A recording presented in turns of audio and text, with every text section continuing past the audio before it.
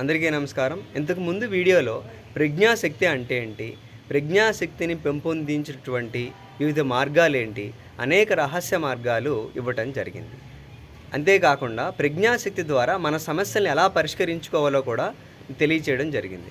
అయితే ప్రజ్ఞాశక్తికి సమస్య అప్పజెప్పిన తర్వాత పరిష్కారం మన దగ్గరికి ఎలా వస్తుంది అనే డౌట్ చాలామందికి వస్తుంది కదా. అది ఎలాగో ఈ వీడియోలో చూద్దాం. ప్రజ్ఞాశక్తికి సమస్యను మనం ఇచ్చిన తర్వాత పరిష్కారం అనేది వివిధ మార్గాల్లో వస్తుంది. ఇదొక రహస్యమైనటువంటి విధానం కాబట్టి పరిష్కారం కూడా చాలా అద్భుతంగా, చాలా రహస్యంగా, చాలా మౌనంగా, చాలా అద్భుతంగా మీ దగ్గరికి వస్తుంది. అది ఎలా అంటే ఇది మామూలుగా కాదు, ఎప్పుడూ మనం చూసే విధంగా కాకుండా చాలా డిఫరెంట్ వేలో మన దగ్గరికి వస్తుంది.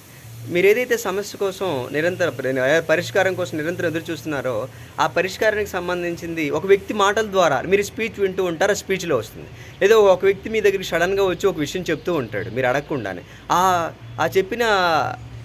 వ్యక్తి చెప్పిన విషయాల్లో మీది ఉంటుంది. సో ఈ విధంగా చాలా విచిత్రంగా ఉంటుంది. అంతేకాకుండా ఇది లాంగ్వేజ్ ఆఫ్ లైట్ ద్వారా వస్తుంది. ఇంకా డీప్గా చెప్పాలంటే లాంగ్వేజ్ ఆఫ్ లైట్ అంటే ఏంటంటే సమాధానం అనేది సౌండ్స్ ద్వారా, అదేవిధంగా నెంబర్స్ ద్వారా, సింబల్స్ ద్వారా వివిధ రకాలుగా మీ దగ్గరికి వస్తుంది. ఒక్కొక్కసారి పక్షుల కూతలు కూడా కావచ్చు.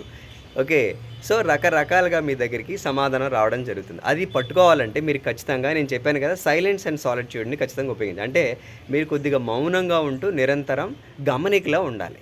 సమస్య ఈ పరిష్కారం ఎప్పుడు వస్తుందా అనేటటువంటి ఎదురు చూస్తూ ఉంటే మౌనంగా ఉండి ఖచ్చితంగా మీరు పట్టుకోగలుగుతారు. దీనికి కొద్దిగా సాధన కావాలి. మీరు చేస్తూ ఉంటే మీకే తెలుస్తుంది సమాధానం మన దగ్గరికి ఎలా వస్తుంది. ఒక్కసారి రావడం మొదలుపెట్టిందంటే మిమ్మల్నే కేరు మీ చుట్టూ ఉన్న ప్రపంచాన్ని కూడా